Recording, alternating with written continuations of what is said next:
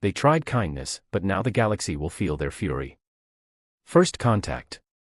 Lieutenant Commander Juniper Nash stood at the helm of the Earth diplomatic vessel Harmony, her heart racing as the iridescent spires of the Celestial Empire's grand station came into view. The massive structure floated like a cosmic flower in space, its crystalline petals catching starlight in ways that made Earth's most impressive architecture seem primitive by comparison. Approaching final checkpoint, Commander, announced Navigation Officer Wei, his fingers dancing across the holographic controls. The Celestials are requesting our identification protocols. Juniper straightened her midnight blue diplomatic uniform, adorned with the silver olive branches that marked humanity's first official delegation to the most advanced civilization humanity had yet encountered. Transmit the codes. Let's not keep our hosts waiting.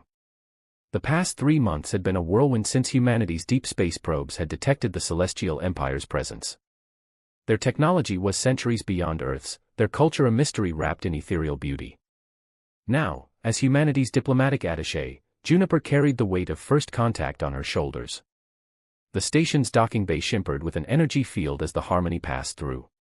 Juniper felt a slight tingle across her skin, likely from the station's atmospheric adaptation systems. As the ship settled into its berth, she caught her first glimpse of their welcoming party through the viewscreen. That's when she saw him.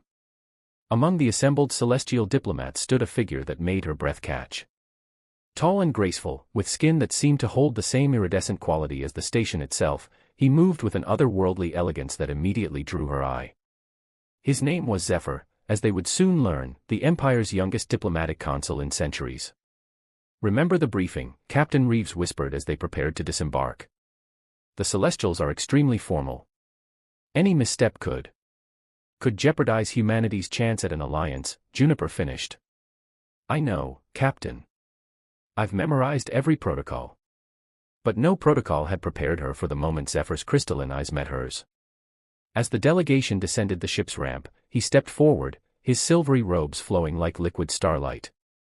"Welcome, children of Earth," he spoke, his voice carrying musical undertones that human vocal cords could never produce. "I am Consul Zephyr, appointed voice of the Celestial High Council."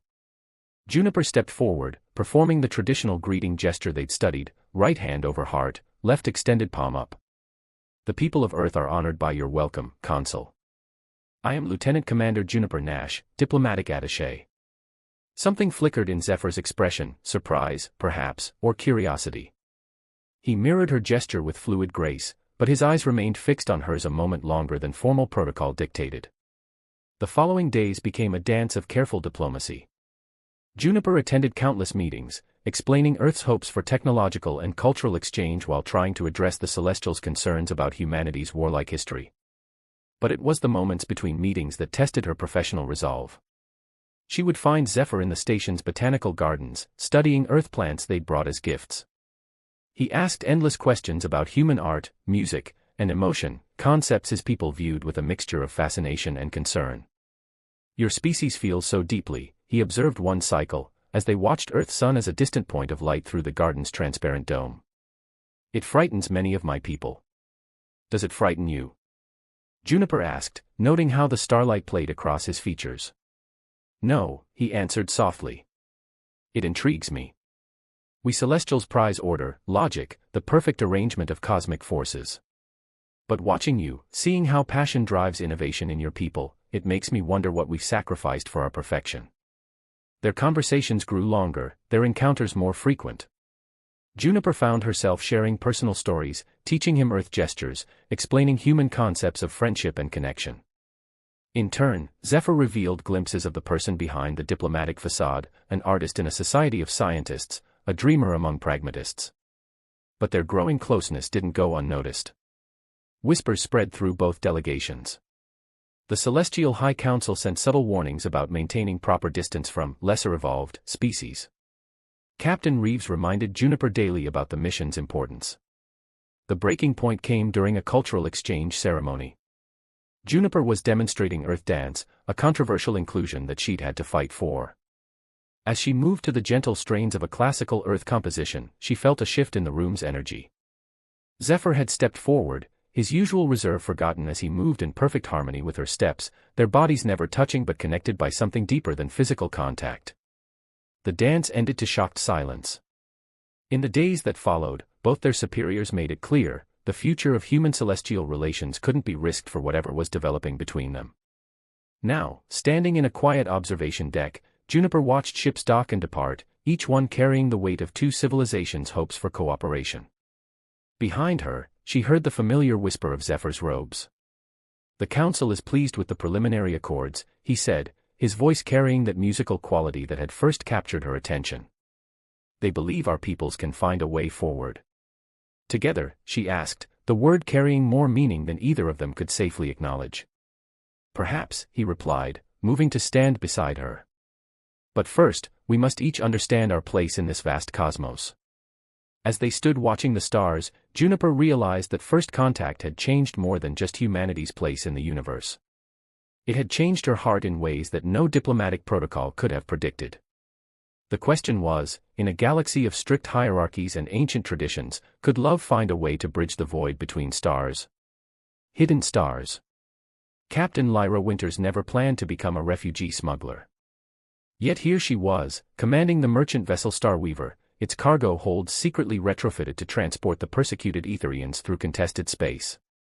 Her latest passenger, however, was different from the others, and he was about to change everything. "Captain," her first officer Dante called through the ship's comm, "you need to see this." In the medical bay, an Etherian male lay unconscious on the examination table. His silvery hair floated like starlight around his head, and beneath his translucent skin, constellations of bioluminescent patterns pulsed with his heartbeat. But it was the intricate markings along his shoulders that made Lyra's breath catch. "Royal markings," she whispered. "He's from the Imperial bloodline." Dante nodded grimly. "We're not just smuggling a refugee. We're harboring Prince Cain of the Etherian dynasty." The Etherian people had once been celebrated throughout the galaxy for their ability to manipulate cosmic energy. Their worlds were bastions of art, science, and spiritual enlightenment, until the hegemony decided their powers made them too dangerous to exist freely. Now, the once proud race was scattered, hunted, their royal family presumed destroyed. "Status of our pursuit?" Lyra asked, her eyes fixed on the unconscious prince. "Two hegemony cruisers, still searching the Vega sector. They haven't detected our signature yet. Keep our stealth systems at maximum.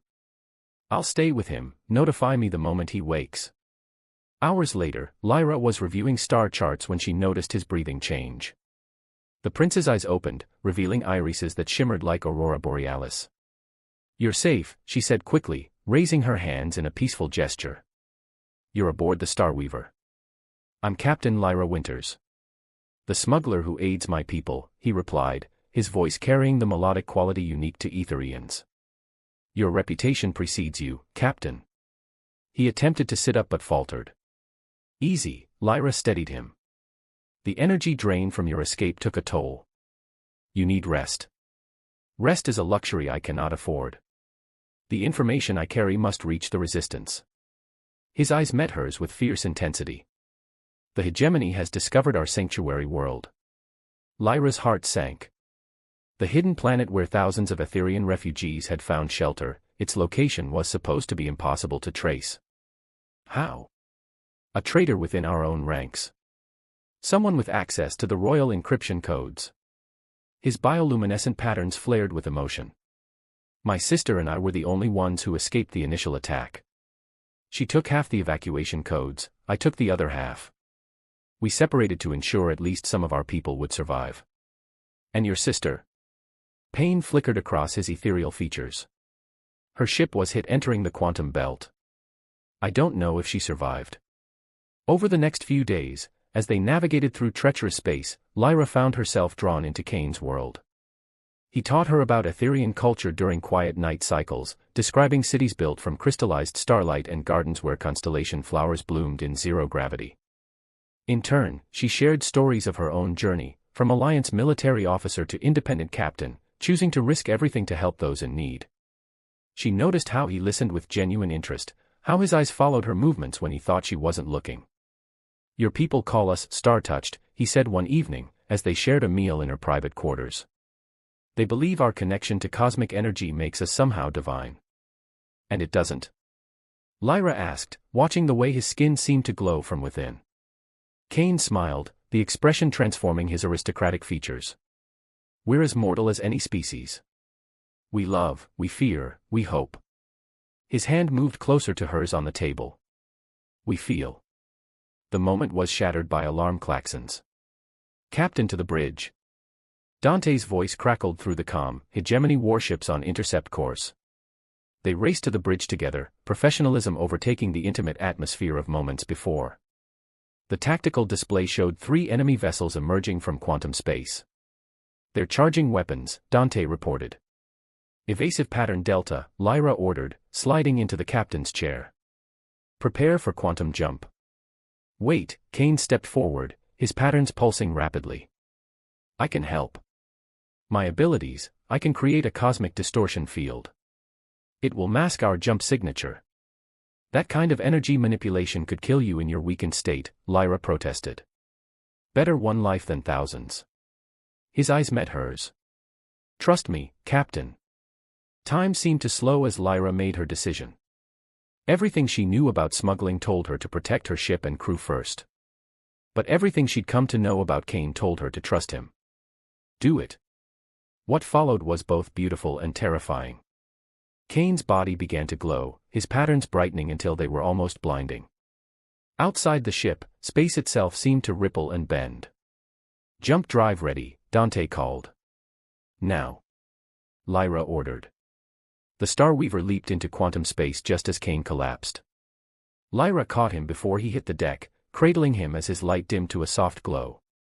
"Still think we're not divine," he whispered weakly, managing a smile. "I think you're the most extraordinary being I've ever met," she replied softly, not caring that her crew could hear. Later, as Kane recovered in medical bay once again, Lyra realized her mission had become something more than smuggling refugees.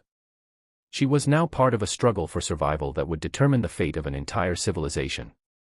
And somewhere between hidden stars and quantum jumps, between duty and desire, she'd found something she never expected, a love that transcended the boundaries of species and space itself. But with the hegemony closing in and a traitor still at large, their journey was far from over. The question wasn't just whether they could save the Etherian people, it was whether 2 hearts from different worlds could find a future among the stars. Cosmic frequencies. Dr. Cassandra Vale had spent her career studying alien languages, but nothing in her decades of xenolinguistics research had prepared her for Orion. The being of pure energy hovered before her in the quantum communication chamber of the Stellar Research Institute, its form shifting between colors she had no names for. "Try again," she said softly, adjusting the frequency modulators that allowed them to communicate. "Show me what you saw." The entity's consciousness resonated through the specially designed interface, transforming into patterns of light that painted images in the air. A massive fleet emerging from the space between dimensions. Weapons that could tear apart the fabric of reality. The end of everything. Understanding grief urgency, came the emotional imprint that accompanied the images. After 3 months of working with Orion, Cassandra had learned to interpret the layered meanings in these transmissions. "The Void Armada," she whispered. "They're really coming." Orion's form pulsed with confirmation. Time-short preparation needed. The Nebula Collective, a civilization of energy beings that Orion represented, had detected the threat first. But their attempts to warn corporeal species had been met with skepticism and fear. Cassandra was one of the few scientists willing to believe that these seemingly alien consciousness could be communicated with, let alone trusted. "We need to take this to the Galactic Council," she said, running her fingers through her silver-streaked auburn hair. "With your evidence." "Danger ejection harm," Orion interrupted, its form swirling with patterns that she'd learned meant distress. Previous attempts resulted violence. She knew he was right. The last time energy beings had appeared before the Council, panic had ensued. Several species had launched attacks, not understanding that these entities were sentient beings trying to help. "Then we'll find another way," Cassandra insisted. She reached toward Orion's shimmering form, stopping just short of where energy met air. Over their months working together, she developed a connection with the being that went beyond mere scientific interest. There was something about the way Orion thought, the way it perceived the universe, beautiful and interconnected, every particle singing in harmony. Appreciation, warmth, connection, Orion responded to her gesture, its lights shifting to the soft gold that she'd come to associate with positive emotions. "Your understanding unique, precious." Cassandra felt her cheeks warm. These moments of intimate communication were becoming more frequent and more complex. She told herself it was purely academic interest that made her heart race when Orion was near, just the excitement of breakthrough research. But late at night, when she reviewed their recorded interactions, she knew she was lying to herself. Dr. Vale. Her assistant Julian's voice crackled through the intercom. The Institute board is requesting your presence. They're questioning the resources being allocated to the project. Cassandra sighed. Tell them I'll be there shortly. To Orion, she added, will you be okay here? Affirmative, patience waiting, came the response, though she noticed a tinge of anxiety in the color patterns. The board meeting went exactly as she'd feared. Dr. Vale, Director Chen began, while your work on interspecies communication has been groundbreaking, this current project is raising concerns. These energy beings. The Nebula Collective, Cassandra corrected firmly. Yes, well, their claims about this void armada are completely unsubstantiated. And the amount of power we're using to maintain their presence here. With respect, Director, the knowledge we're gaining is invaluable. The collective exists in a state of pure consciousness. They experience time and space in ways we can barely comprehend. And they've chosen to reach out to us, to warn us. About a threat that conveniently only they can detect, another board member interrupted. Dr. Vale, your reputation is beyond question, but we worry you've become emotionally compromised. The accusation stung, partly because she couldn't entirely deny it. My personal feelings are irrelevant. The data. An alarm cut through the room. Emergency lights began flashing. Security breach in Quantum Communication Lab 3, the automated system announced. Unknown energy signature detected. Cassandra's heart stopped. That was Orion's lab. She ran from the room, ignoring the shouts behind her. When she reached the lab, she found security officers pointing weapons at Orion's rapidly shifting form. Stand down, she shouted, pushing through them. You're frightening him. Danger warning immediate, Orion's pattern strobed urgently. They have arrived. The lab's quantum sensors exploded with readings. Above the Institute, the sky began to tear open, revealing the darkness between dimensions. As alerts blared across every communication channel, Cassandra realized with horror that Orion had been right all along. How long do we have? She asked, her voice steady despite her fear. Hours, perhaps. Decision needed, Orion replied. Its form expanded, encompassing her in a gentle field of energy that made her skin tingle. Proposal offering chance. Through their interface, Orion shared its plan. The Nebula Collective had a way to fight the Void Armada, but it required something unprecedented, a merger of energy and physical consciousness. A human mind joined with a being of pure energy, creating something entirely new. The process would be dangerous, Cassandra translated aloud, her voice trembling. Possibly fatal. And even if it worked, I would never be fully human again. Choice yours, understanding if rejection. Orion's color shifted to a soft, sad blue. But know this truth. The next transmission bypassed language entirely, flowing directly into her consciousness, love, respect, hope, devotion, emotions as pure and powerful as starlight. Cassandra's breath caught. All these months, she'd thought she was imagining the deepening connection between them. But Orion had been falling in love with her too, despite their incredible differences. How can we explain this to the Council? She whispered. To humanity. Together stronger, showing way, Orion responded. New path for all. As emergency sirens wailed and the sky continued to fracture, Cassandra looked at her hands, then at Orion's shimmering form. She thought about all the barriers she'd broken in her career, all the times she'd been told that communication across species was impossible. She thought about love, and fear, and hope. Show me how, she said finally. If we're going to save everyone, let's do it together. As Orion's energy began to merge with her consciousness, Cassandra felt no fear.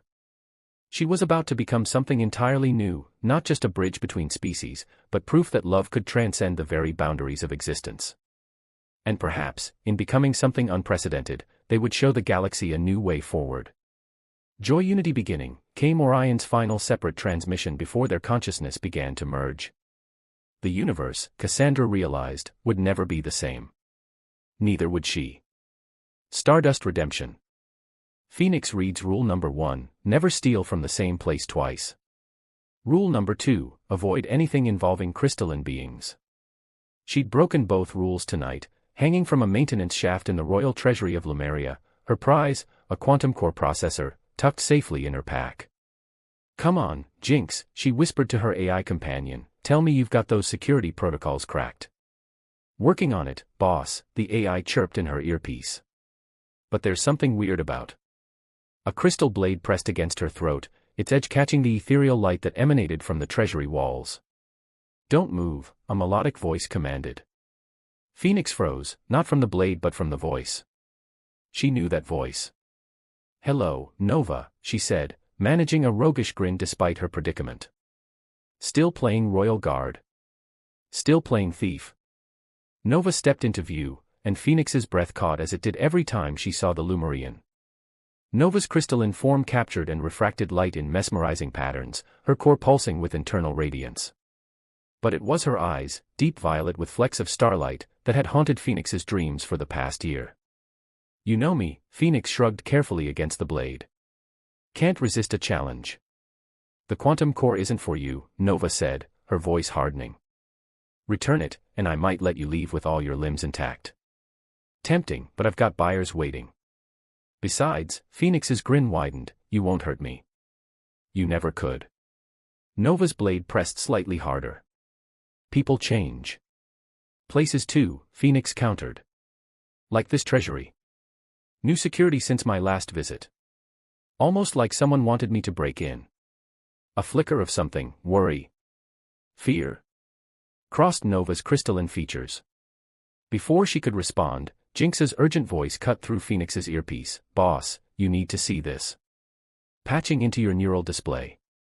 Data scrolled across Phoenix's vision, security logs, classified communications, weapon shipments.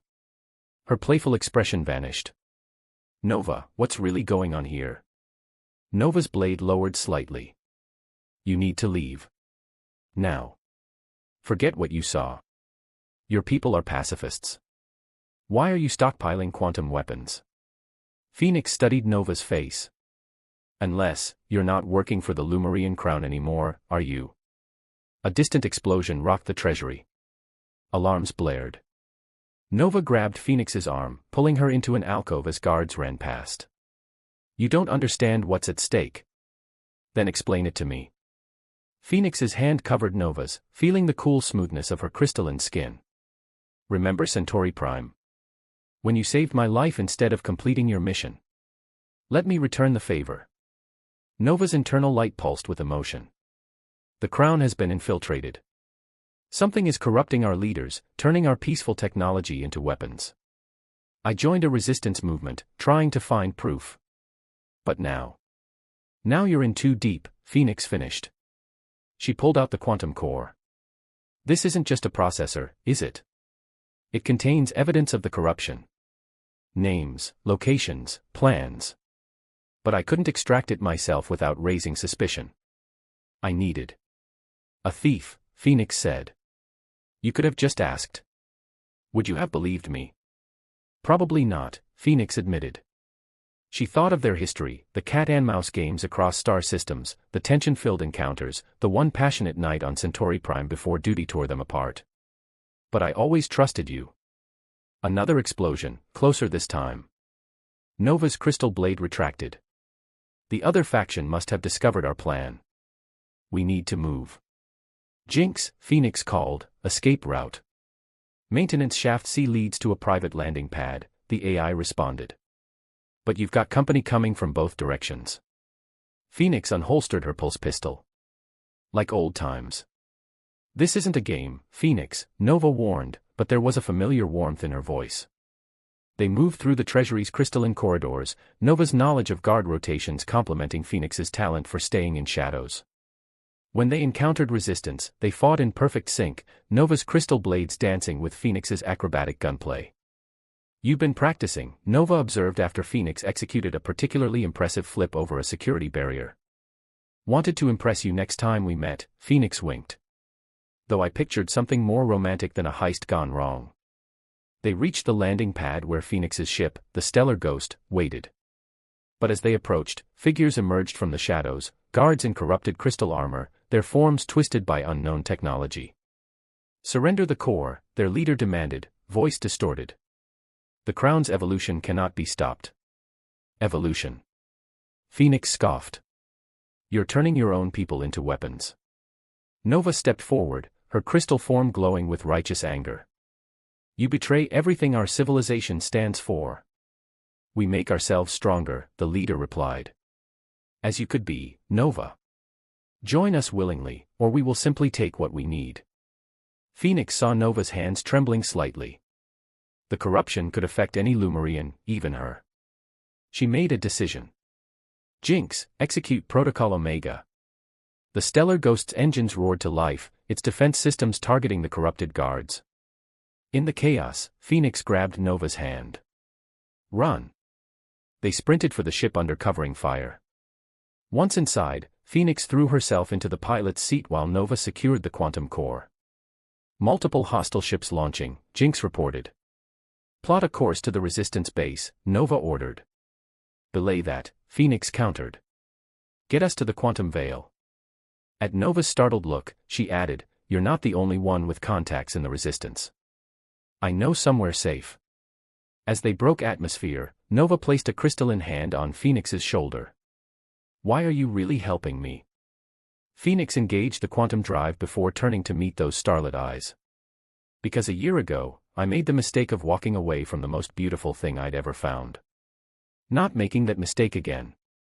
Nova's internal light pulsed with color, hope, fear, and something deeper. The corruption in my people, there may be no way to stop it. No cure. Then we'll find one, Phoenix said firmly. Together. Besides, she managed a cocky grin, I've got a reputation to maintain. Greatest thief in the galaxy. I steal impossible things. Including, apparently, the heart of a crystal warrior. Nova's laugh was like wind chimes in starlight. You never had to steal it. It was already yours. As the stellar ghost disappeared into quantum space, Phoenix reflected that maybe breaking her rules hadn't been such a bad idea after all. Sometimes the greatest treasures were the ones you never planned to find, and the greatest heist was stealing back a future that others tried to corrupt. Now they just had to save an entire civilization. But with Nova by her side, Phoenix was ready to attempt the impossible. After all, that's what thieves in love were best at. Quantum embrace. Commander Iris Morgan knew about impossible choices. As head of the Temporal Defense Initiative, she'd made them daily. But watching the men called Helios materialize in her quantum containment chamber, a warrior out of time, his bronze skin marked with chronometric tattoos that pulsed with temporal energy, she faced her most impossible choice yet. The convergence is coming, he said without preamble, his ancient eyes meeting hers. All timelines are collapsing to a single point. Security breach in containment, her AI system announced. Unknown temporal signature detected. Stand down, Iris commanded, raising her hand to stop the guards from rushing in. He's expected. She'd been dreaming of him for months, a side effect, she now realized, of the temporal waves that had brought him here. In her dreams, she'd seen what he'd seen, the end of everything, not just in one timeline but in all of them. You're from the Kronos Empire, she said. The civilization that vanished 1,000,000 years ago. Helios nodded, his chronometric tattoos shifting like constellations across his skin. We didn't vanish. We scattered ourselves across time, becoming guardians of the temporal streams. But now even that sacrifice may not be enough. Iris approached the containment field, studying him. In her dreams, she'd felt his determination, his pain, his desperate hope. But the dreams hadn't captured the intensity of his presence, the way time itself seemed to bend around him. The Void Armada, she said. The corruption in the crystalline worlds. The quantum anomalies. They're all connected. All paths leading to a single endpoint, he confirmed. The entropy wave. It's already beginning. As if in response, alarms blared throughout the facility. Iris's neural interface flooded with reports, temporal quakes destabilizing entire sectors, quantum cores failing across the galaxy, reality itself starting to unravel. Commander, her second-in-command, Lieutenant Drake, rushed in. We're receiving distress calls from everywhere. The Celestial Empire, the Etherian refugees, the Lumerian resistance, they're all reporting the same phenomenon. Iris looked at Helios. You knew this would happen. I've lived through it 1,000 times, in 1,000 timelines, he said, his voice heavy with the weight of centuries. I've tried everything to prevent it. But this time. His eyes locked with hers. This time I found you. Me.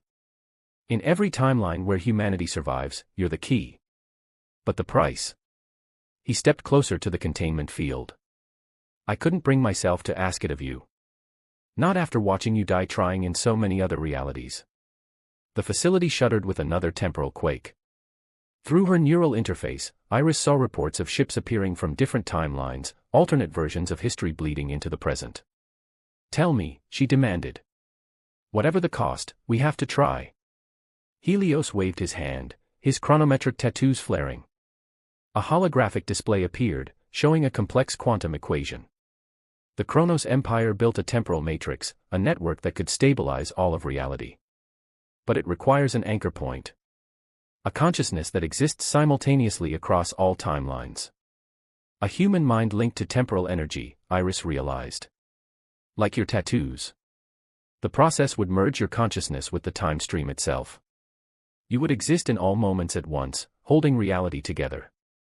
His voice softened. But you would never again exist solely in one time, one place. You would become something other. Another quake rocked the facility. Through her neural feed, Iris saw the fabric of spacetime beginning to tear. She thought of all the people counting on her, not just in this timeline, but in all of them. How long do we have? Minutes. The containment field is the only place where the temporal energies can be properly focused. Helios placed his hand against the field. Iris, in every timeline where I've found you, I've fallen in love with you. Different versions, different circumstances, but always you. Always your courage, your determination, your heart. Iris felt tears in her eyes. That's why I've been dreaming of you. Echoes across time. I've watched you die saving everyone too many times. I can't. This time will be different, she interrupted, entering the override code for the containment field. Because this time, we do it together. The field dropped. Helios caught her hands, his chronometric tattoos beginning to glow brighter. The process will hurt. I know. She managed a smile. But I've seen you in my dreams too. Every version of you, fighting alone across time. Not anymore. Around them, reality continued to fracture. Through her neural interface, Iris saw impossible things, the Celestial Empire's diplomatic station merging with its war-torn alternate, the Etherian refugees finding their lost homeworld appearing in quantum space, the Lumerian resistance watching their crystalline cities reform into new configurations. Commander, Lieutenant Drake called urgently. Whatever you're going to do. Evacuate the facility, Iris ordered. Get everyone to minimum safe distance. To Helios, she whispered, show me how. His chronometric tattoos began to flow like liquid starlight, extending from his skin to hers. The temporal energy burned, but she held on, focusing on his eyes that had seen the end of everything and still found hope. The Matrix will use our connection as its foundation, he explained, his voice strained. Our love across time becomes the anchor point for all reality. As the temporal energy coursed through her, Iris began to see everything at once, all timelines, all possibilities. She saw herself in 1,000 different lives, and in each one, she found him. Different names, different faces sometimes, but always the same soul reaching across time to find hers. I understand now, she gasped through the pain. Why it has to be love. Because love transcends time. Love transcends everything, Helios answered, holding her as their consciousness began to merge with the time stream. The temporal matrix activated, spreading out from them in waves of chronometric energy. Iris felt herself becoming something new, not just a woman, not just a commander, but a guardian of time itself. And not alone. Never alone. Through her expanded awareness, she saw the other stories playing out across the galaxy, the human diplomat and her celestial lover finding a way forward for their peoples, the captain and her Etherian prince creating sanctuary among the stars, the scientist and her energy being teaching the galaxy about transcendent love, the thief and her crystal warrior healing ancient wounds. All of these loves, all of these choices, all threading together into something stronger than the entropy that threatened to tear reality apart. It's working, Helios murmured, his consciousness now permanently entwined with hers across all timelines. You did it. You found the way. We did it, Iris corrected, as their shared awareness stretched across time and space. And we'll keep doing it, in every moment, in every timeline. Together. As the temporal matrix stabilized reality around them, Iris Morgan, or what she had become, looked out across the infinite possibilities of space and time. She was everywhere and everywhen, holding the fabric of existence together with the power of a love that transcended temporal boundaries. And somewhere in the quantum foam between moments, in the space between heartbeats, she heard Helios laugh with joy. Because after 1,000,000 years of searching across time, he'd finally found not just the solution to save reality, but the other half of his soul. The universe, it seemed, had a poetry all its own. And in the end, it was love, in all its impossible, improbable, incredible forms, that wrote the verses of existence itself.